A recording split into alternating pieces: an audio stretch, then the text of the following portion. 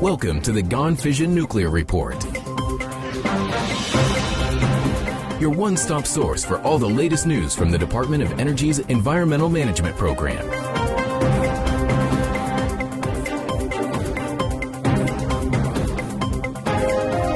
Now, here's your host, Michael Butler. Hello, and welcome to the Gone Fission Nuclear Report. Today is Monday, April 21st, 2025. We're very pleased today to be starting Season 5 of the Gone Fission podcast. Over the past 4 years, since we started this project in 2021, we have brought you stories of environmental cleanup at Department of Energy sites around the country.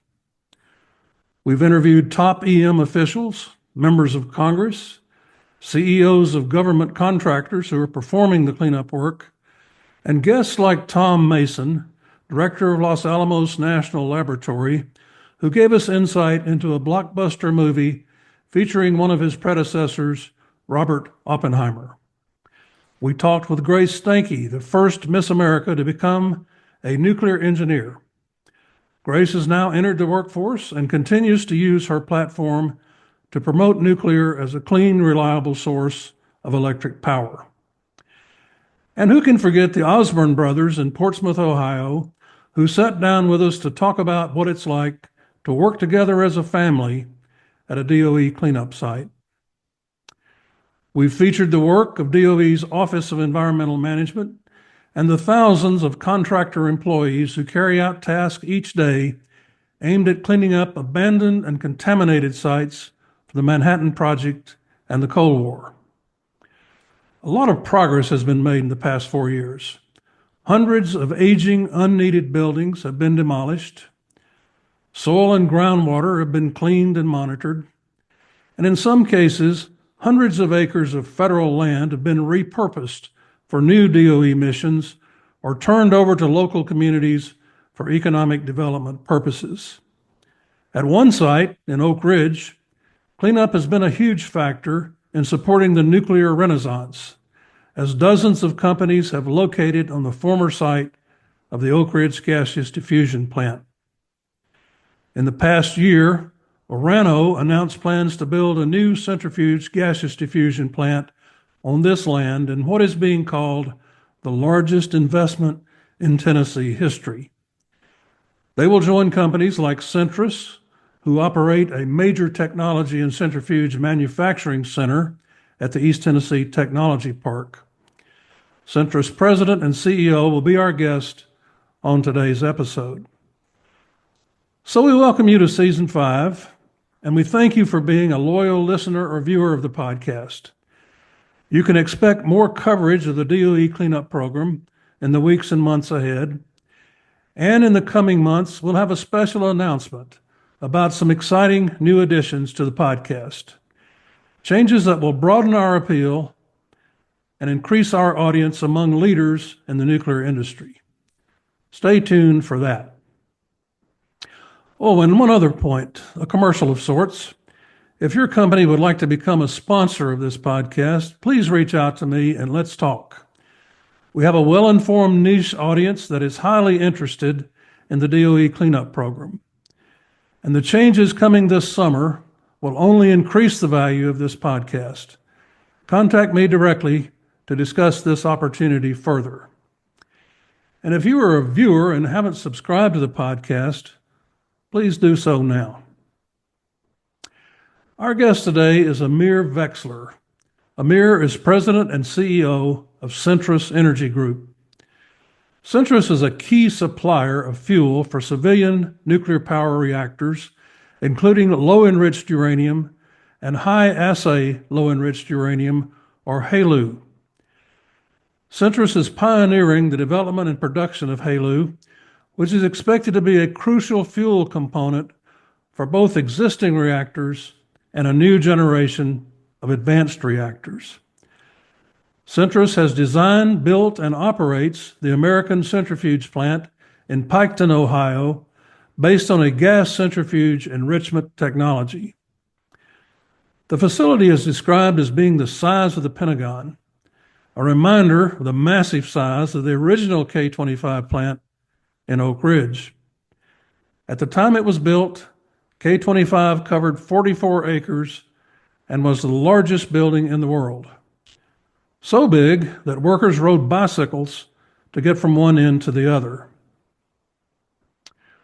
We recently had the opportunity to sit down with Amir Vexler, Centrus President and CEO, to learn more about what Centrus is doing, the role they expect to play in future nuclear fuel supply, and why they believe fuel made by American companies is the best alternative for the future. We're talking with Amir Vexler today. Amir is the president and CEO of Centrus Energy Company, Centrus Energy Group, and of course they're very heavily involved in the uranium enrichment program in the United States. And welcome to the podcast, Amir. Thank you, Michael. Glad to be here. Well, we're very happy to have you. Let's start by talking about Centrus as a company a little bit. Can you talk to our viewers and listeners about when you were formed, what your history is, and a little bit about what your current mission is? So Centrus traces its roots back to the Manhattan Project. The company was really created and was born when the United States had privatized its enrichment operations in the 1990s. So some of the viewers may know this, but prior to the 1990s, the United States was in the business of enrichment, and we as a country, we really supplied the entire need for uranium enrichment here in the U.S., and we've done so for many decades for most of the Western countries out there. So in the 90s, that enterprise was privatized into what then was called USEC, United States Uranium Enrichment Corp. And, Centrus is really the successor of that company. So, our mission is to restore American ability to enrich uranium so that we can meet both of our commercial needs and, very importantly, our national security requirements as well. It's also important for the viewers to know that we're not just a theoretical company out there that has aspirations and a paper design of something that we're peddling. No, we actually, during the first Trump administration in 2019, we have deployed a demo cascade with our all-American-made centrifuges in Piketon, Ohio. This was, as I said, during the first Trump administration.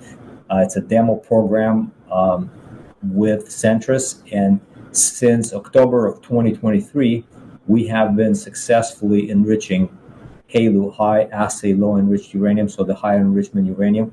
We've been enriching that and providing the material to the Department of Energy. So I'm sure we'll get to talk a lot about advanced reactors and how that material is used, but we are now an enricher and a producer. And, even though we're starting at modest pace and at modest volumes in Piketon, in Ohio, the potential is immense. Our facility in Piketon is roughly the size of the Pentagon, and with sufficient public and private funding, all of it is going to be full of centrifuges and cascade, which is going to enable large-scale enrichment of LEU and HALEU. Just to add one final point, our plan is to do the actual enrichment in Piketon, Ohio, but the technical nerve center, the know-how, the engineering, the licensing, the centrifuge manufacturing is really headquartered and based in Tennessee, in Oak Ridge, Tennessee. This is where most of our engineers are sitting, and our entire supply chain spans the United States and across 14 states. We have a lot of key suppliers and allies and partners here in the U.S. A lot of them are in Tennessee and in Ohio, but not exclusively. And so this is really the quick note about the company. I want to focus in on your comment, your description of the Piketon facility as being the size of the Pentagon, roughly. That sort of harks back to the days of the K25 plant in Oak Ridge, which at the time it was built in the 1940s was the largest building in the world. and the employees there rode bicycles from one end to the other because the facility was so big. So we're talking about massive facilities that cover a lot of acres, and people really need to have an appreciation for the size of the facilities that are involved here. Yeah, that's correct. In fact, if you go to our facility in Piketon, I think you'll find a bunch of bicycles that people are still using there. So it is an enormous facility, and I mean you require that for the sort of scale of operations that are required in the enrichment world. Well, let's go ahead and talk about the high enriched, low assay uranium now, since you brought it up. Tell us about that and why you're producing it and what's it going to be used for. Yeah, so for the listeners who may have not really heard the term HALEU, it stands for high assay low enriched uranium. Commercial enrichment is really licensed, and all the reactors that are operating there, whether they're BWRs or PWRs, commercial reactors are licensed up to 5%. As developers start developing smaller reactors that require smaller pressure vessels, and that would require a fuel that goes to a higher enrichment. There's a lot of virtues in a lot of these smaller reactors, be they SMRs or micro reactors, and those typically require an enrichment that goes up to 19.75%. Just by way of statistics, during the first Trump administration, the DOE selected 10 reactor designs for its Advanced Reactor Demonstration Program, or ARDP as it's called, and 9 out of 10 of those designs required HALEU or the higher enrichment. We're talking a lot about microreactors these days and some of the military applications. Those require, again, higher enrichment. Industrial heat. A lot of the light water reactors operate at about 300 degrees centigrade. That's not really enough for industrial heat processes. And so, again, HALEU is required. How that ties to us, our demo cascade in Piketon is a HALEU demo cascade, and we've been producing HALEU enrichment on that cascade, as I mentioned, since October of 2023. And coincidentally, the only Western licensed facility that actually producing HALEU as we speak. Well, I was going to ask you about that. So you're the only source in our part of the world that produces that at this time. Is that right? That is correct. There's been a lot of talk these days about the nuclear renaissance, and you mentioned the advanced reactors, the small modular reactors. There's a resurgence in the advocacy and support for nuclear power after decades of that technology being dormant, really. How do you see the future of nuclear, and what do you think is driving this kind of renewed interest in it? Well, I'll start maybe with your second question first. I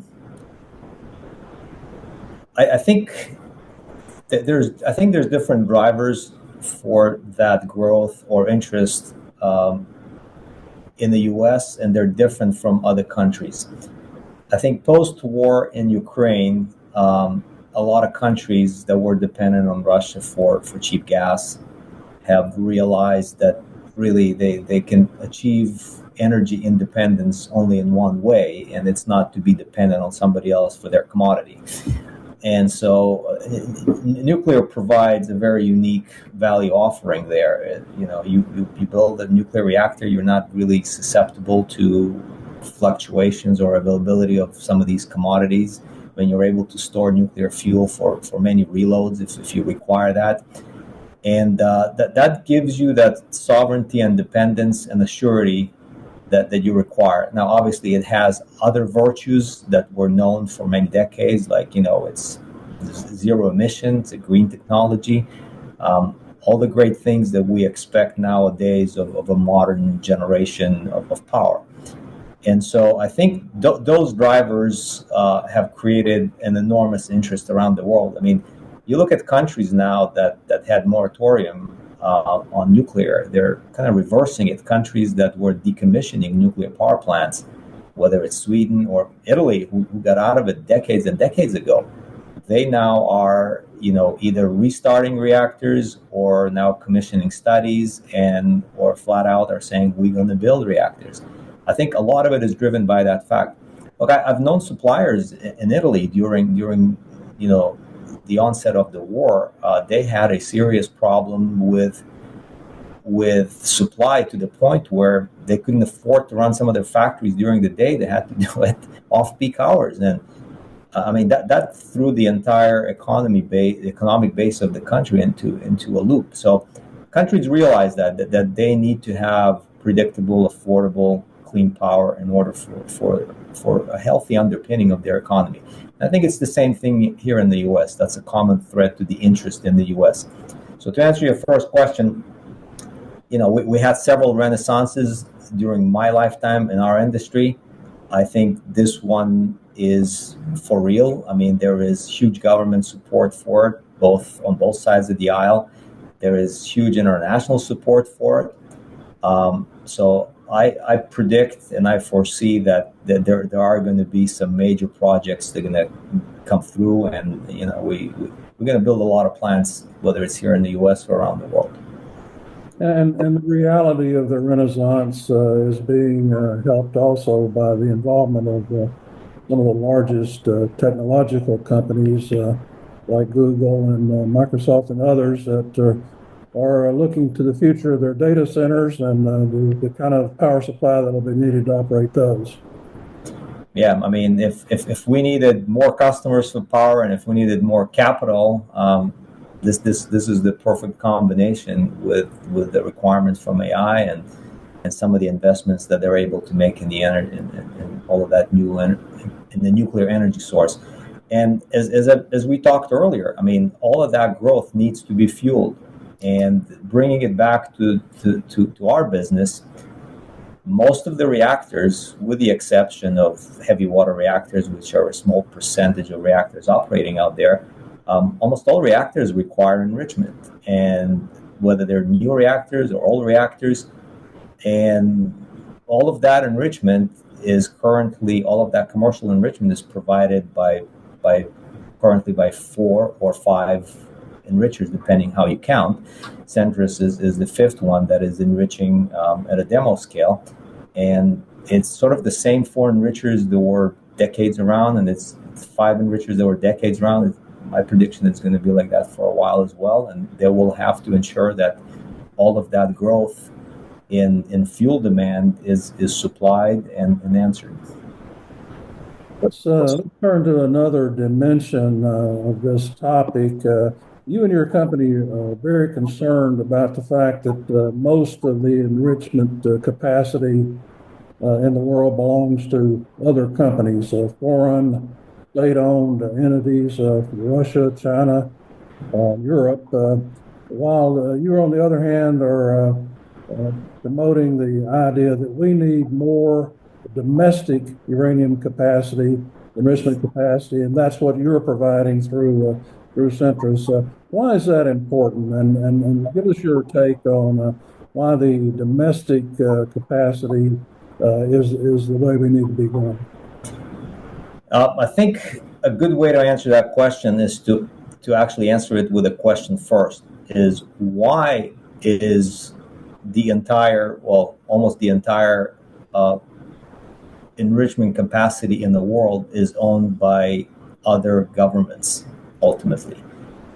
And it's somewhat of a rhetorical question, because I think we all realize that governments own that because they want to, that there is a lot of national interest in owning enrichment and ensuring that they have the capability to enrich.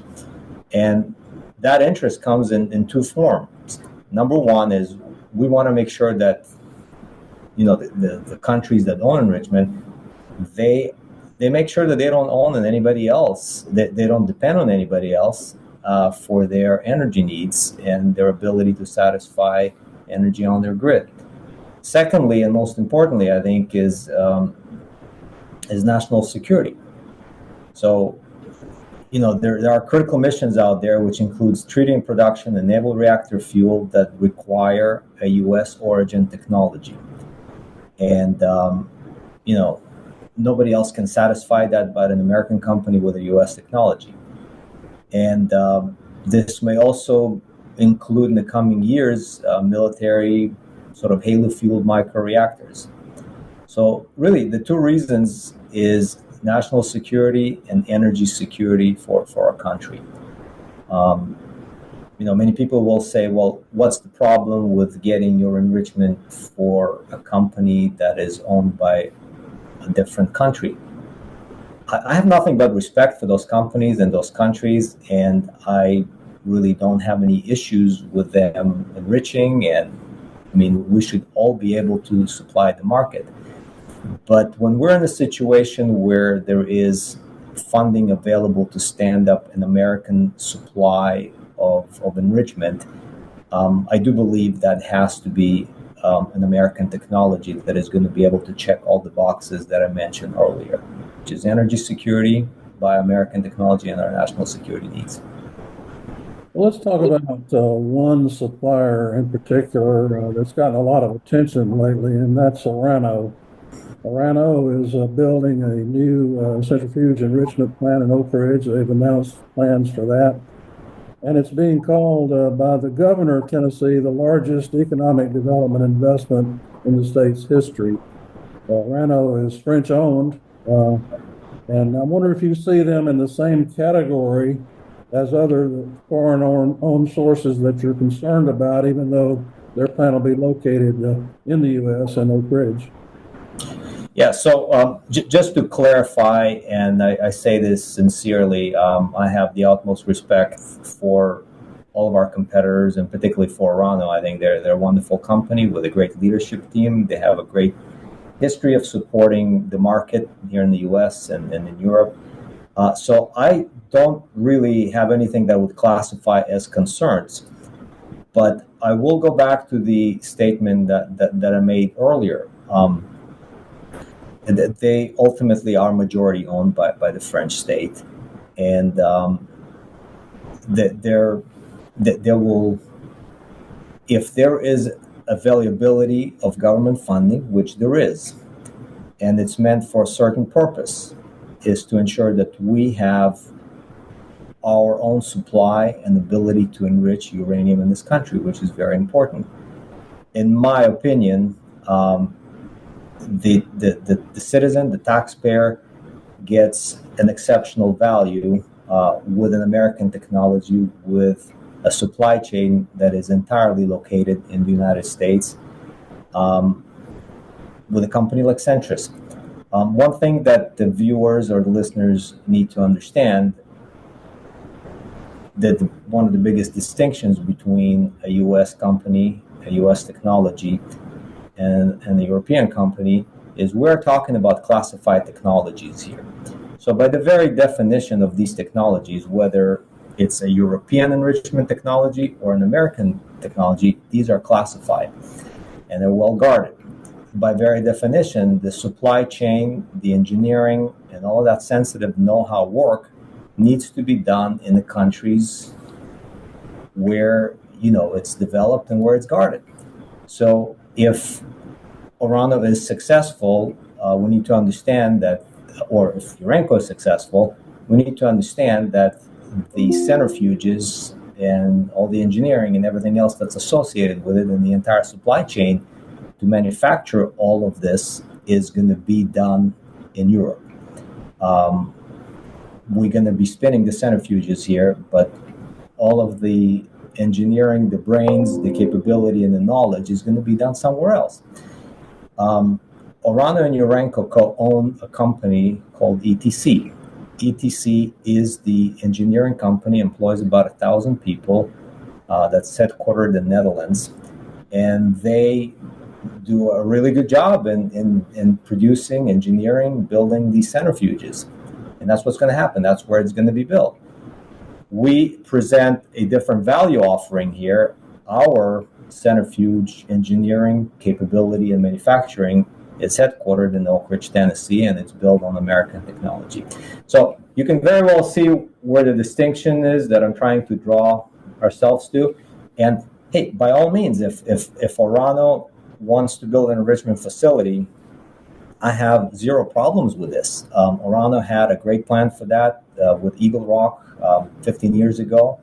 And unfortunately, that program never came to fruition because of Fukushima, and the prices of enrichment dropped. So I'm not opposed to any of these plans. I'm just merely saying that taxpayer money should be prioritized for an American technology that brings exceptional value to this country. Well, let's bear down on that just a little bit, talking about the taxpayer money.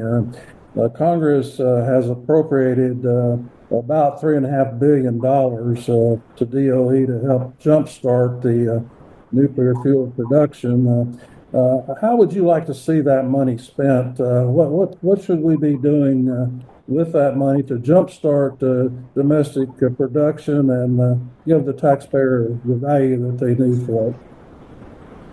Yeah, I think the Congress and its wisdom understood that it is extremely hard to bring new enrichment capacity into the market.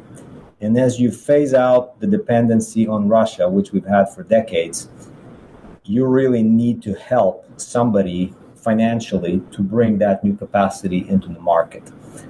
And I obviously think it is a key ingredient in somebody making that commitment.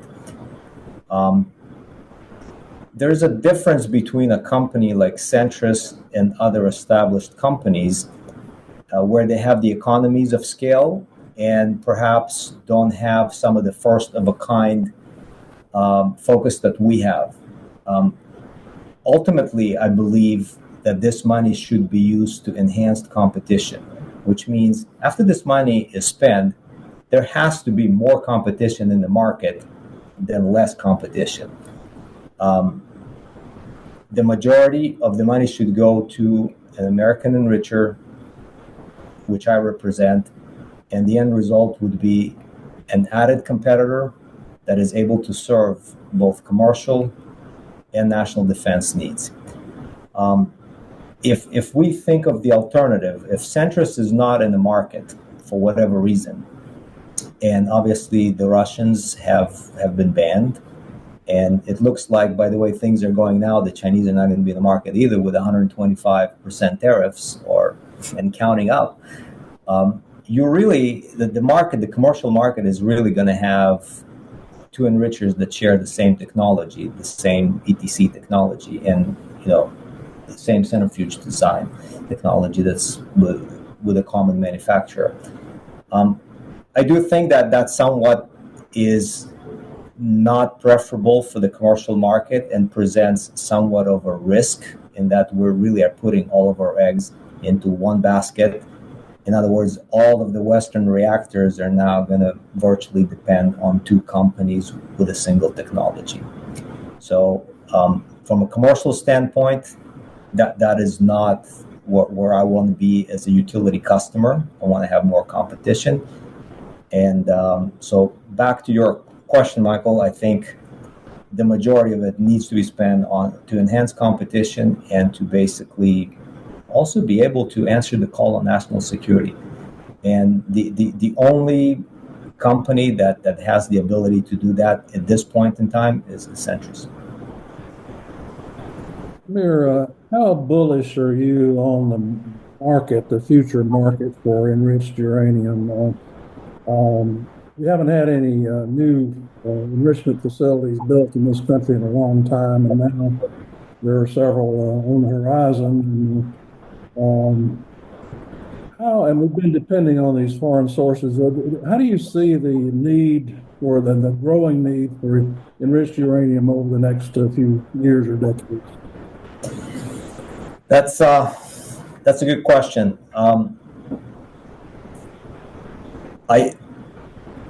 I obviously believe, otherwise I would not be in this business, I obviously believe that there will be a real need for expanded enrichment capacity, whether it's for existing reactors that are operating right now, and that's by virtue of not having the Russians in the market anymore. There is going to be an enrichment gap based on that.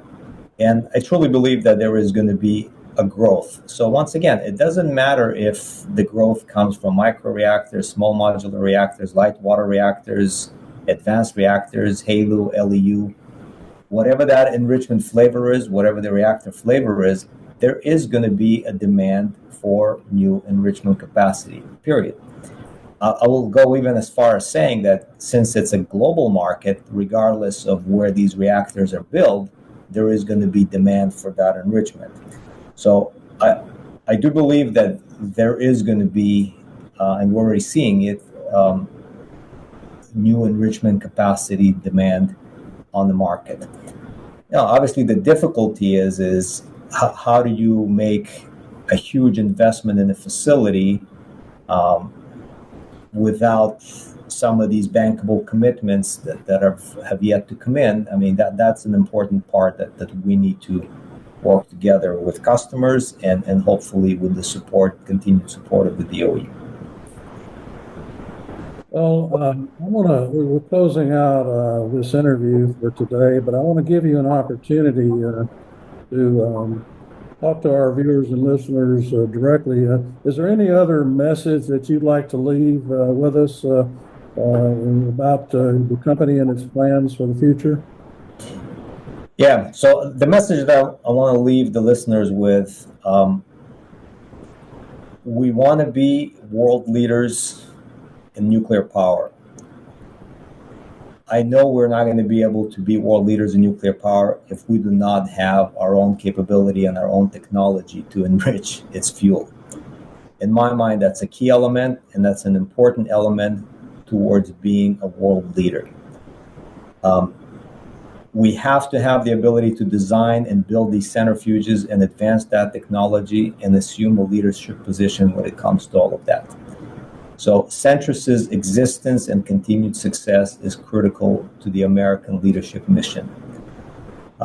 Building on the efforts that began with the first Trump administration and the funding that was made by bipartisan action in Congress, we really have a historic opportunity to reclaim that American leadership. We're the only ones that can offer the country an all-in-one solution to meet our energy security and national security requirements. I mean, we really are the only ones that can put a check mark in both boxes. That's an American technology that's built by American workers. Amir Vexler, President and CEO of Centrus Energy Group, thank you very much for joining us on the Gone Fission podcast today. Great. Thank you very much.